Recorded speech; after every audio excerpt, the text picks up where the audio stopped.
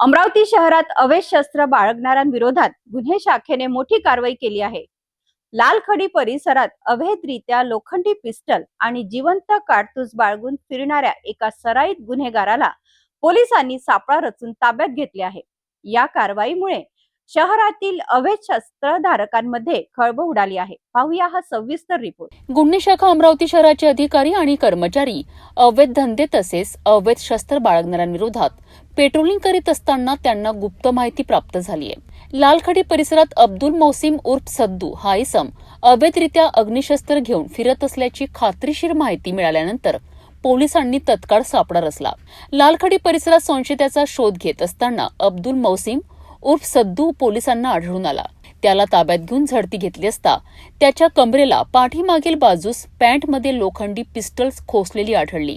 पिस्टलची magazine तपासली असता त्यामध्ये एक जिवंत काडतूसही मिळून आलेत। पोलिसांनी आरोपींकडून अंदाजे 30,000 रुपये किमतीचे लोखंडी पिस्टल आणि 2,000 रुपये किमतीचे एक जिवंत काडतूस असा एकूण 32,000 रुपयांचा मुद्देमाल जप्त केला आहे।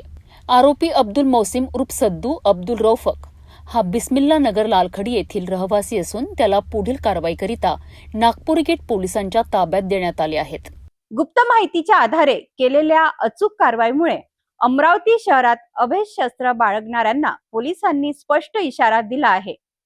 गुन्हे शाखेच्या या धडक कारवाईमुळे शहरातील कायदा आणि सुव्यवस्था अधिक मजबूत करण्याच्या प्रयत्नांना बळ मिळाले आहे।